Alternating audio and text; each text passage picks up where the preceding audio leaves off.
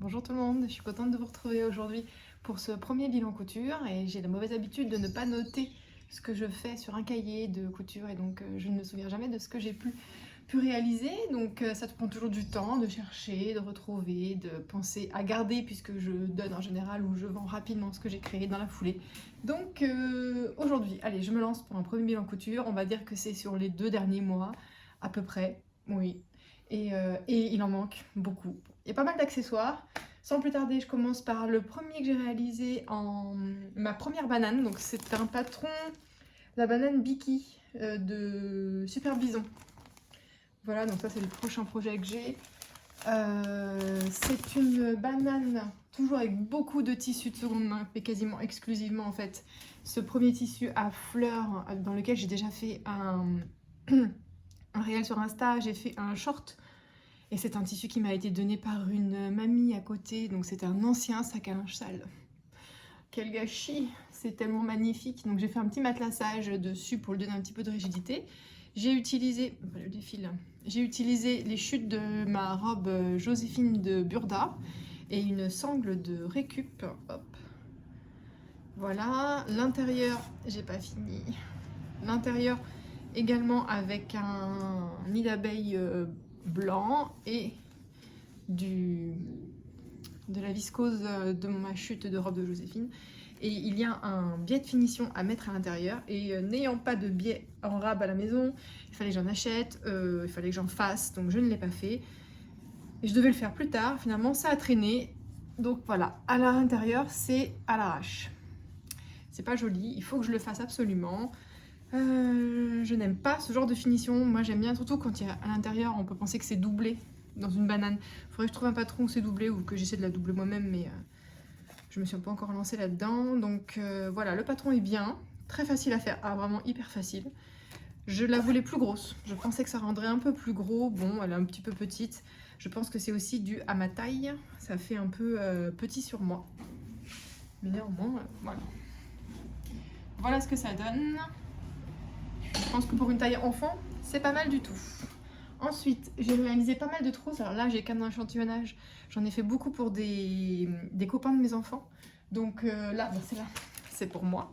Je m'en suis fait une, parce qu'à force d'en faire, j'ai dit bon allez, maintenant c'est mon tour. Et je viens de marquer une tache dessus. Je m'en suis fait une dans le même tissu, mais cette fois-ci en rose. J'ai mis 2 petites zipettes roses. C'est un patron de Valma, je crois. Vous tapez poche double zip dans YouTube, c'est le tuto de Valma. C'est très pratique, très bien fait. 2 grands espaces pour ranger, des doublures. Vraiment, ce patron, je l'ai fait et refait. Ça doit être celle-ci, ma 5e version. Celle de mon petit garçon, enfin de mon grand garçon. Il n'a que 5 ans, hein, il n'est pas très grand, mais il y a plus petit encore. Je lui ai fait celle-ci. Il rentre au CP au mois de septembre. Je ne sais pas s'il voudra celle-là ou il en voudra une autre. C'est un très vieux tissu que j'ai. Ceux-là aussi, je les ai matelassés. Pour pouvoir donner un peu de rigidité. Là, c'est un patron, cette fois-ci, de Magdalena. Cette fois-ci, avec un petit matelassage avec du lurex. Alors, je ne sais pas si on va vraiment bien voir. Ce sont des fils métallisés spécial Noël. Voilà, mon petit garçon voulait celle-ci. Donc, des trousses. J'en ai fait une quantité incroyable. Et vous remarquerez que j'aime les motifs. Il y en a toujours. En autre accessoire, je me suis fait un sac pour cet été. Alors, je me suis référée aux dimensions d'un sac Ikea. Je ne me souviens plus, j'ai téléchargé un patron sur... je vous remettrai la référence. C'est un grand sac de plage. J'ai mis une broderie personnelle. Hop, je l'ai tout doublé. Il n'était pas doublé dans le patron, mais c'était quand même plus sympa dans un drap blanc, tout simple. C'était la fin d'un tissu enduit que j'avais. Donc pour la plage, c'est parfait parce que l'extérieur qui peut être sali, ça se nettoie vite fait.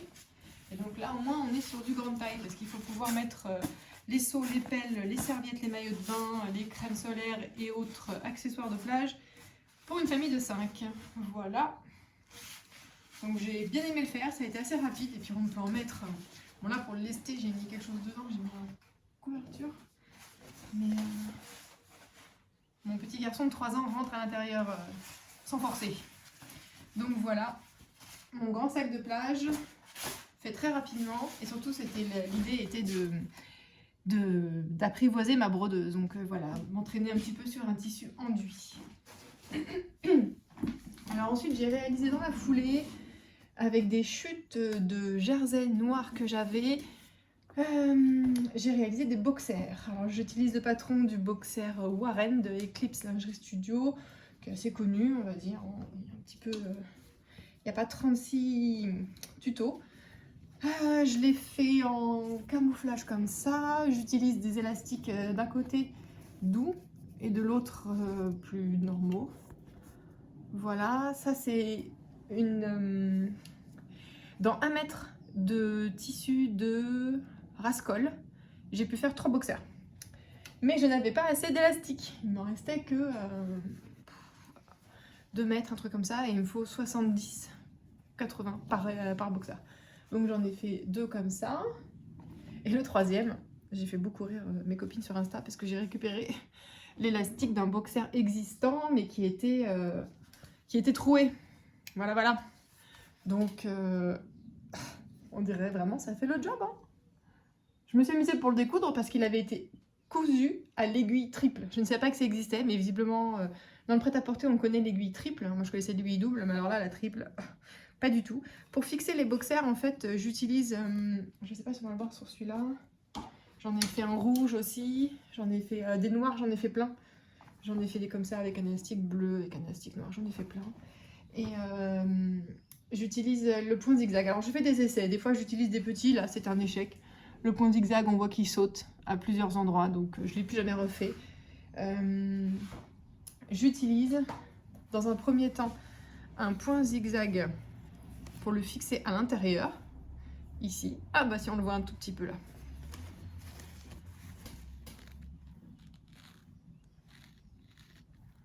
Et ensuite quand je referme, hop, je couds cette fois-ci sur l'endroit, j'écrase bien et je fais un point élastique, point droit élastique. Et ça marche super bien. Voilà. Donc double couture zigzag. Et vraiment, celle-ci, il est bien. Je fais aussi le point droit élastique ici pour l'assemblage de l'ourlet, en fait, on va dire. Je surjette, je fais un rentré de 1,5 cm, 2 cm, voilà. Et je fais un point droit élastique. Et ça fait complètement l'affaire. Donc je crois que je ne changerai plus de technique maintenant parce que j'en ai utilisé plein. On voit que sur celui-ci, j'ai fait du point zigzag à l'extérieur. On voit que sur l'autre, sur celui-là, j'ai fait les deux. J'ai fait un zigzag et un point droit, mais c'était pas terrible.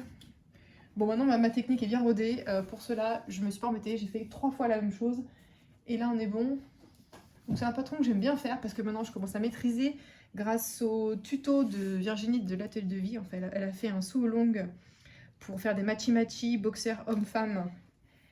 Avec des super techniques d'assemblage en mode burrito. Et cette technique, je ne l'ai pas retrouvée dans le livret d'explication du patron du boxer Warren. J'étais très déçue parce que je le trouvais super, cette explication. Donc bah, maintenant, quand j'ai besoin de vérifier quelque chose où je ne sais plus vraiment où j'en suis, mais bon, maintenant je commence à le connaître par cœur, mais je vais vérifier du coup sur la vidéo de Virginie de l'Atelier de Vie. C'est dommage que j'avais envoyé un message à la créatrice de Eclipse Lingerie Studio en lui demandant mais pourquoi vous n'avez pas l'explication que donne sur internet une de vos collaboratrices. En tout cas, elles ont échangé avant de créer ce sew long. Elle n'a jamais répondu, c'est dommage. Voilà. Ensuite, on va enlever les boxers. J'ai fait pour mes petits garçons. C'est vrai que ici pour ma fille, j'ai fait un pyjama, mais il est en train de sécher. Je vais voir si j'aurai le temps d'aller le chercher tout à l'heure. Je fais le patron que j'ai maintenant depuis 1 an et demi, 2 ans de Supervision. Le boxer, pardon, le short et le pantalon Marvin. Donc c'est censé être mixte. J'ai pas aimé la version fille, je l'ai faite l'année dernière pour ma grande. Et c'était pas terrible, c'était trop court. D'ailleurs, les pantalons, les shorts pour filles, les bermudas pour filles, sont toujours trop courts. Toujours trop courts en fait. Alors soit elle est grande, c'est possible, soit juste pour filles, et ben on montre plus de jambes, je sais pas. En tout cas, j'ai fait cette version-là pour filles, le petit dessin technique, et ensuite pour garçons, le Bermuda, comme ça, avec ces poches-là, et l'arrière avec une fausse poche passe-poilée. Donc pour filles, vous voyez, ouais, c'est vraiment plus court. Bah oui, on le voit, ça arrive loin, loin, loin au-dessus du genou, alors que pour les petits garçons, ça arrive du coup beaucoup plus sur le genou. C'est un patron qui est assez facile à faire. Ouais, ils mettent quand même 3 sur 4 parce qu'il y a des petits points techniques. Mais voilà, on l'a fait 2-3 fois et ça matche bien. Sur celui-ci, c'est une fausse braguette. Hein. Ici, j'ai un souci au niveau du montage de la ceinture. Alors, je l'ai fait plein de fois. Hein. Je l'ai fait peut-être 3-4 fois l'année dernière. Là, je l'ai encore refait 4 fois. J'ai un souci avec ce montage de ceinture. Il y a un problème. Alors, on dirait pas qu'on en était, hein, parce qu'il fait bien froid. J'ai attrapé la crève. J'ai un problème au niveau de la ceinture. Je n'ai jamais la bonne dimension. Et dans le patron, elle est un petit peu à peine bombée comme ça pour prendre la forme du tour de hanche, pour être, je pense, un peu plus large en bas et un peu plus serré en haut pour vraiment épouser le corps. Vraiment maintenant je fais une bande droite, je m'embête plus parce que je n'ai jamais compris l'endroit de l'envers. Je pense qu'il y a une erreur sur le patron parce que quand je fais exactement comme le patron, ça matche pas. Ici, on a un décalage, donc là j'ai bidouillé, ça a marché, mais ça marche pas à tous les coups. Je sais pas laquelle technique est bonne. Faudrait que je me le note un jour, mais c'est peut-être... C'est au moins 3-4 étapes après avoir fait le montage qu'on se rend compte si on a bien fait ou pas. Donc il faudrait que je prenne des notes au moment où je le fais, que je me rende compte plus loin si c'est bon ou pas. Et auquel cas je reviens, je me dis celle-là c'est la bonne et je l'entoure en gros. Bref, passons. Donc celui-ci il est fait dans une gabardine orange. Il adore la couleur donc il a choisi le... Elle est pas orange mais jaune foncé. Alors j'ai fait l'erreur de l'assembler à la surjeteuse, donc on voit ici et un petit peu derrière, même beaucoup plus derrière, les points. Ça ne le gêne pas, merci. Monsieur ne fait pas de coquetterie. J'ai changé les poches sur celui-là parce qu'il voulait qu'il y ait des poches voyantes. Comme devant, il voulait des poches voyantes. Mais ça permet de bien voir un petit peu la structure du pantalon. C'est un peu plus contrastant. Donc voilà, 2 petites poches rapportées. Qu'est-ce qu'il a mis dans sa poche? Voilà, un carton qui a passé à la machine. 2 petites poches rapportées, surpiquées 2 fois avec une petite forme sympa, qui sont prises ensuite dans la ceinture et dans l'assemblage de côté. Et à l'arrière, j'avais rajouté en patronnant vite fait 2 poches sur un jean, en fait, bon, voilà, 2 poches effet jean. Et alors elles sont clairement trop basses, hein. C'est fait à cette façon-là. Il faudrait que je calcule mieux le prochain coup, ça ne choque pas, mais c'est vraiment trop bas. Également, vous avez ici un petit rappel. C'est pas mal dans le montage du Marvin, il y a ce petit rappel en bas. J'en ai fait un autre dans une gabardine beaucoup plus souple cette fois-ci. Alors, hop là, j'ai également un petit rappel bleu ici. La ceinture, elle est élastique à l'arrière, donc on le voit bien sur celui-là. On rajoute un élastique à l'arrière. Enfin, à l'intérieur. Donc le devant, c'est beaucoup plus rigide. Et il y a un passage, alors ici je crois que je l'ai fixé, ouais, je l'ai cousu. Voilà. Et cette version-là, dans cette gabardine de Mondial Tissu, c'était super. Mais là, il y a encore quelque chose qui est passé à la machine, bon sang. Oh, un bout de mouchoir. Oh là là là, et c'est moi qui fais le linge en plus. Donc là, on voit encore le détail de la poche. On voit un petit bouton en bois, il a adoré. La fausse ceinture, là, on voit que je me suis trompée. Décalage entre bouton et braguette. On le voit bien sur celui-là. La longueur est bien. Mon petit garçon fait une taille moyenne, moyenne à grand. Et je lui fais du 6 ans pour ses 5 ans. Donc ça match assez bien. Dans la même veine, j'ai fait aussi 2 Bermudas. Alors là, il y en a un qui est taché. Et j'ai pas fini les ourlets. Donc bon, on est sur de l'à peu près dans cette vidéo. J'ai fait le short dans une gabardine. J'adore la gabardine. Je trouve que c'est tellement... Bon, c'est vaste, hein, il y en a tellement de choix. Mais clairement, celle-ci, là, la grise, était un petit peu comme un effet polaire entre la polaire et le jean. Mais tout ça 100% coton à chaque fois. Et ce sont les seuls pantalons qu'il accepte de mettre en dehors des pantalons de survêtement. Donc si je veux qu'il soit habillé autrement qu'en survêt, parce que tout le gêne, tout le gras, tout le pique, sauf les pantalons de maman et les survêtements. Donc bah voilà.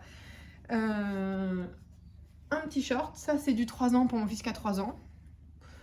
Après, c'est très à l'aise hein, dedans, c'est souple. Vous avez donc du coup sur celui-ci, vous avez la fausse poche passe-poilée. Je n'ai pas fait sur les autres, non. Voilà, bon, ça fait le job.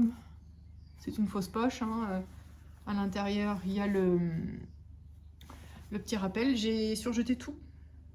Mais je pense que pour la fourche à l'intérieur, il faudrait que je fasse d'abord un point droit et après un surjet. Parce que là, je l'assemble à la surjeteuse et c'est pas l'idéal.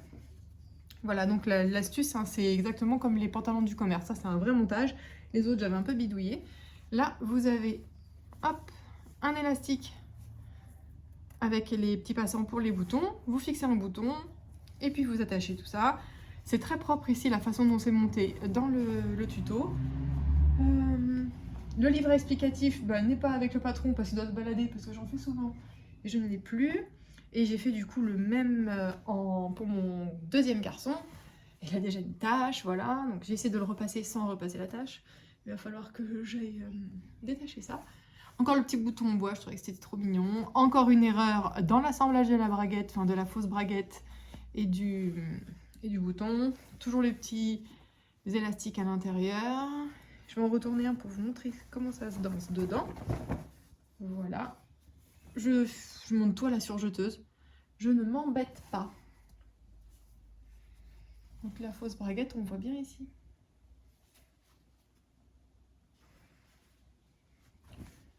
Voilà. Eh bien, je crois que c'était tout. Alors après, sur les encours, j'ai aussi fait une quantité de Charlotte assez incroyable. Je vais en montrer quelques-unes. Hein. Voilà, j'ai liquidé mon stock de toile enduite, donc pour mon sac de plage et pour faire des Charlottes. Des petites Charlottes toutes simples comme ça qui vont... Enfin, moi, elles me servent à la maison pour préparer la boisson des enfants. Ils boivent du jus de pomme le matin. Et comme des fois, quand il n'y a pas école, j'ai pas trop envie qu'ils me réveillent juste pour avoir du jus de pomme, je leur prépare et je mets un petit capuchon dessus. Parce qu'un matin, ma fille m'a dit « Ah maman, ce matin, dans mon jus de pomme, il y avait une mouche. » Je me dis « Mais qu'est-ce que tu as fait ?» Bah, j'ai enlevé la mouche. Et après, j'ai bu mon jus de pomme. Donc, pour que ça n'arrive plus, je me suis fait plein de petits trucs comme ça. Voilà, à part pour ça, je vois pas à quoi ça peut servir. Si, pour garder au frigo une mayonnaise dans un tupperware, pas qu'elle sèche. Voilà, tous les petits ramequins. Ouais, pour les ramequins, pour les verres, c'est parfait. Et j'en ai fait des plus grandes, qui elles, pour les saladiers. J'ai une technique qui est rodée, ça va super vite. J'ai fait toutes les tailles, j'en ai encore plein là-bas. Voilà, et je les mettrai en vente sur mon site dès qu'il sera prêt.